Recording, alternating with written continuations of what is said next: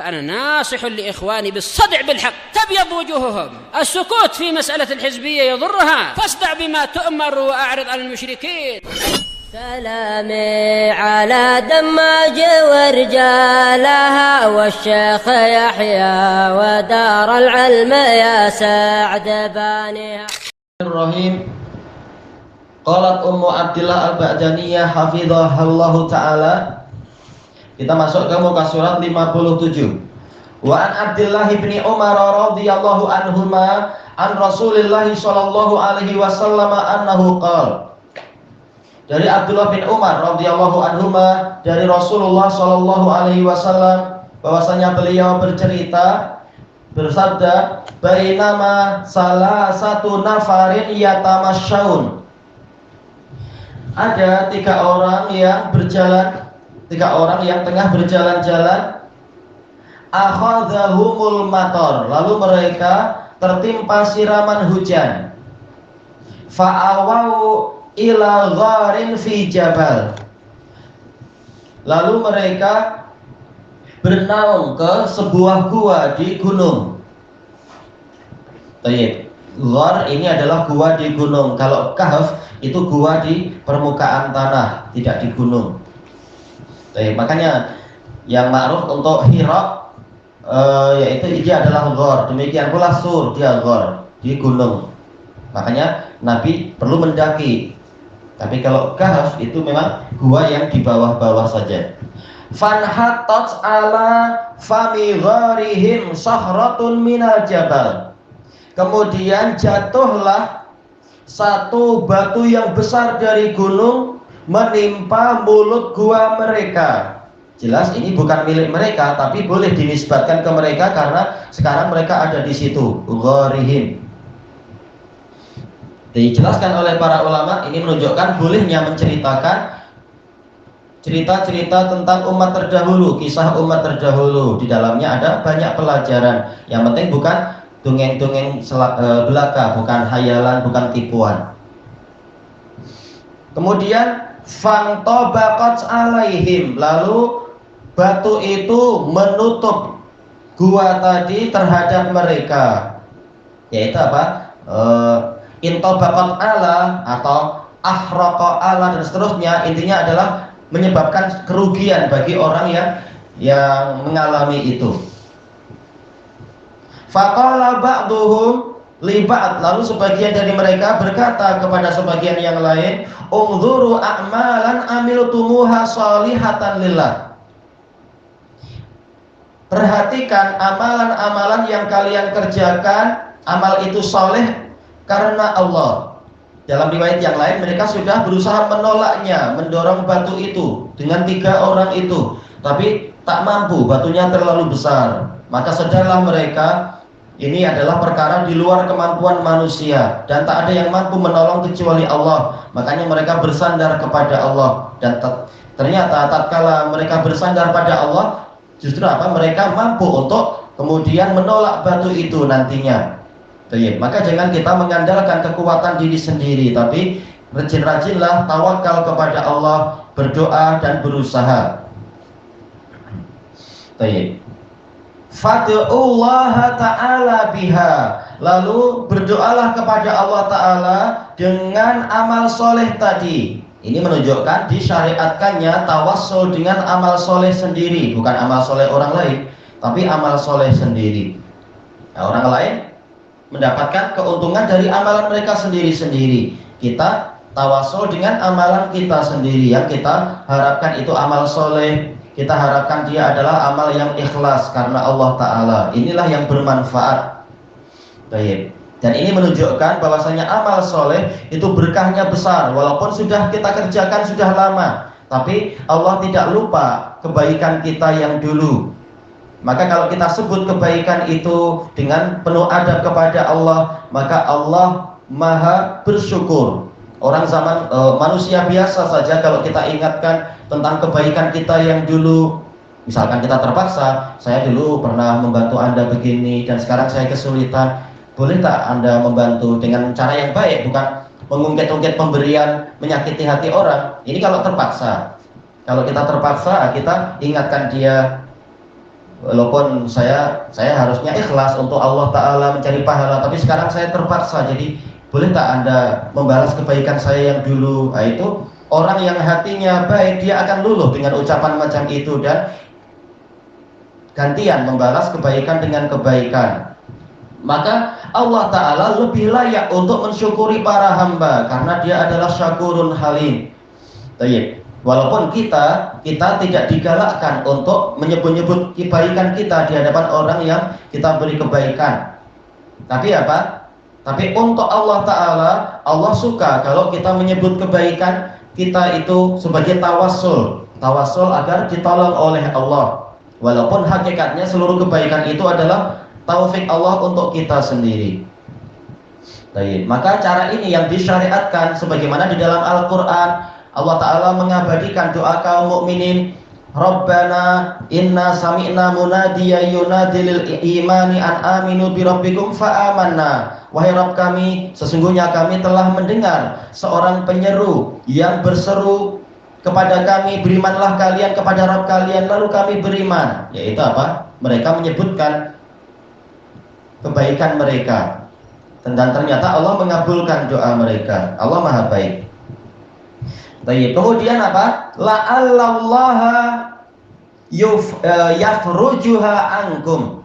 Boleh tanpa an, boleh dengan an. Kalau dalam nahwu boleh pakai an. La'allallaha an kadza wa kadza. Nah, di sini dihapus annya, boleh saja. La'allallaha yafrujuha ankum. Semoga Allah melepaskan, melonggarkan batu itu dari kalian. Faqala ahaduhum, lalu salah seorang dari mereka berdoa, Allahumma innahu kana li walidani syaikhani kabiran. Wahai Allah, sesungguhnya saya dulu memiliki dua orang tua, ayah ibu yang sudah sangat tua renta. Wa mraati, saya juga punya istri, wali sibyatun sighar. Jangan baca sobiyah. Sobiyah ini seorang anak perempuan, tapi ini sibiyah, jamak dari apa? Sobi. Ada beberapa anak kecil. Ar'a alaihim, saya menggembala kambing untuk menafkahi mereka. Fa idza arahtu alaihim halabtu. Apabila saya pulang untuk menemui mereka, arahtu yaitu apa? Pulang di waktu petang atau rehat dari bekerja, saya kemudian memerah susu untuk mereka. Fabada'tu biwalidai, lalu saya memulainya dengan ayah ibu saya. Berbakti, beramal soleh ini bertingkat-tingkat. Yang paling utama adalah yang paling besar haknya, yaitu ayah dan ibu. Fasaqaituhuma qabla bani, lalu saya berikan minuman susu tadi kepada ayah dan ibu saya sebelum anak-anak saya. Ini menunjukkan memang tadi bukan sobiyah tapi sibiyah. Buktinya apa? Bani, ini jamak, memang anaknya lebih dari satu. Wa annahu na'abi dzata yaumin syajar.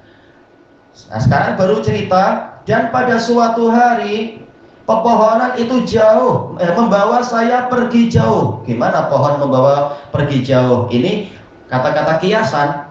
Fa'il dari na'a adalah syajaru, itu membawa saya menjauh. Maksudnya selama ini saya mencari dedaunan itu dekat saja, mencari rerumputan itu dekat, hewan-hewan makan di situ. Tapi lama-lama tanaman-tanaman yang dekat itu tidak mencukupi, maka saya perlu pergi menjauh. Ini yang dimaksudkan. Falam ati hatta amsait, lalu saya tidak datang, saya tidak pulang kecuali dalam keadaan sudah petang. Fawajadtuhuma qad nama, lalu saya dapati mereka berdua sudah tidur. Gimana itu tidur petang menjelang maghrib kah? Bukan. Kalau di dalam ucapan orang Arab, amsa itu terkadang masuk waktu isya, terkadang habis sholat isya, walaupun itu malam, tapi tetap dikatakan itu adalah masa. Sebagian orang tetap mengatakan itu masaan, yaitu petang kalau bahasa kita, padahal sudah malam. Tapi apa? Bukan malam yang larut. Makanya di sini orang tuanya sudah tidur, mungkin selesai sholat isya lalu mereka tidur. Gimana ada sholat isya, padahal ini adalah cerita Bani Israel sebagaimana dalam riwayat yang lain. Hadis ini datang bukan hanya dari Ibni Umar. Hadis ini juga datang dari Anas bin Malik dan Jabir dan beberapa sahabat. Baik. Nggak apa-apa, Bani Israel sholatnya bahkan banyak sekali, bukan hanya 5, ada 50 sholat. Baik. Fawajatuhuma qad nama. Lalu saya dapati mereka berdua sudah tidur. Fahala betul kama kuntu ahluk. Lalu saya perah susu sebagaimana biasa saya memerah susu, melanjutkan tradisi yang baik. Baik, istiqomah walaupun amalan yang tidak seberapa, tapi kalau itu kebaikan diusahakan untuk istimror. Tiap hari jalankan yang seperti itu. Faji'tu bil hilab. Lalu saya datangkan bejana yang isinya adalah hasil dari perahan tadi. Fakuntu inda ru'usihima. Saya berdiri di dekat kepala mereka berdua, mengharapkan mereka kalau terbangun saya sudah siap. Akrahu an uqidhahuma min naumihima. Saya tidak suka membangunkan mereka berdua dari tidur mereka berdua. Terkadang teman kita kalau terbangun karena kita bising, mungkin dia tak suka. Aduh, kenapa saya dibangunkan? Saya tadi mimpi makan es krim. Wah, kita merasa menyesal juga. Iya ya. Tapi kita tak tahu juga dia selesai makan es krim menit keberapa untuk kita bangunkan. Tak jelas, namanya mimpi. Sebagian yang lain terbangun karena kita bising, bersyukur. Oh, alhamdulillah engkau membangunkan saya sebelum saya digigit harimau. Saya tadi dikejar harimau dan seterusnya. Dia tak tahu yaitu orang ini dia tidak tahu apakah orang tuanya ini sedang mimpi yang baik atau mimpi tak baik, atau memang mereka keletihan ingin tidur, maka dia tidak ingin membangunkan mereka. Wa akrahu an asqiyas sibiyata qablahuma. Dan saya juga tidak suka memberi minum anak-anak saya sebelum kedua orang tua saya. Berarti dia istiqomah menjalankan adab yang baik, mendahulukan orang tuanya sebelum mereka. Maka dia menunggu terus persiapan, jangan-jangan mereka bangun. Maka begitu mereka bangun saya kasih minum. Jangan sampai mereka tidur lagi dalam keadaan lapar, kasihan. Wasibiyatu yataghawna inda qadamai. Dalam keadaan anak-anak saya itu, anak-anak kecil itu, mereka merengek-rengek di kedua kaki saya, yaitu minta minum susu. Ini kasihan juga kalau kita lihat ya, mereka kelaparan. Baik. Falam yazal dzalika da'bi wa da'buhum hatta tala al-fajr. Terus menerus itu yang saya lakukan dan dilakukan oleh anak-anak saya. Saya terus menunggu di dekat kepala orang tua saya, sementara anak-anak saya terus merengek-rengek minta susu. Tentunya ini tidak wajib yang seperti ini. Cuma dia menyebutkan ini pernah terjadi seperti itu. Jelas kalau dalam syariat Nabi Muhammad SAW bukan seperti itu. Jelas orang yang tidur dalam keadaan dia tidur nyenyak, itu dia tidak dalam keadaan darurah untuk minum. Sekarang yang darurah adalah yang terjaga. Orang yang terjaga dia akan terus merasakan lapar kalau dia memang lapar. Maka lebih layak untuk mereka diutamakan yang anak-anak kecil itu. Orang tuanya tidur dalam keadaan tidur nyenyak, tidak lagi merasakan lapar. Orang kalau lapar biasanya akan terbangun. Kalau memang sangat kelaparan sampai masuk ke alam mimpi, dia insya Allah akan terbangun. Ini yang dia lakukan seperti itu. Dia memilih itu. Fa in kunta ta'lamu anni fa'altu dzalika bitigha'a wajhik. Maka apabila engkau tahu ya Allah bahwasanya saya melakukan amalan tadi karena mencari wajahmu, fafruj lana minha furjah, maka longgarkanlah untuk kami dari batu besar ini satu kelonggaran. Dia tidak mengatakan yaitu furjan, yaitu betul-betul dilonggarkan, tapi furjah. Kita telah mendapatkan di daras malam tak marbutah di sini menunjukkan yaitu isim al-marrah, yaitu satu kali, sebuah kelonggaran. Dijelaskan oleh Ibnu Hajar rahimahullahu taala ketika mensyarah hadis ini, bahwasanya walaupun dia yakin dan dia mengharapkan dan dia memilih amal ini adalah amal yang ikhlas, tapi dia tidak tahu betulkah ini ikhlas di sisi Allah, makanya dia menyandarkan pada Allah. In kunta ta'lam, apabila engkau ya Allah tahu saya melakukan ini memang ikhlas mencari wajahmu, tetap dia menyandarkan itu kepada pengetahuan Allah. Kemudian nara minhas sama, yang dengan sebab kelonggaran tadi kami mampu melihat langit. Fafarajallahu minha furjah, lalu Allah memberikan kelonggaran terhadap batu tadi dengan satu kelonggaran untuk orang itu, batunya dilonggarkan. Fara'au minhas sama, lalu mereka dari lubang itu mampu melihat langit. Tapi apa? Dalam riwayat yang lain mereka belum mampu keluar, sebagaimana dalam riwayat yang lain ternyata lubangnya itu belum cukup besar. Tentunya ini jadi pertanyaan, kenapa tidak sekalian minta hilangkan batunya sejauh-jauhnya, kami semua mampu keluar. Memang ini jadi muskilah, jadi iskal.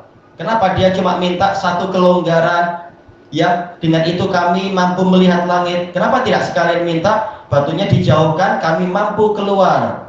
Bukankah intinya memang ingin keluar, bukan sekedar lihat langit? Ini memang jadi kerumitan.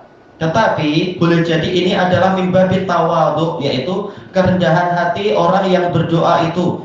Dia khawatir jangan-jangan ibadahnya itu tidak seberapa, sehingga kemudian minta yang banyak-banyak, sehingga dia hanya minta yaitu satu kelonggaran, dengan itu saya mampu melihat, kami mampu melihat langit. Untuk minta banyak-banyak sampai kami keluar, saya malu untuk minta sebanyak itu. Ini bukan syariat Nabi Muhammad SAW.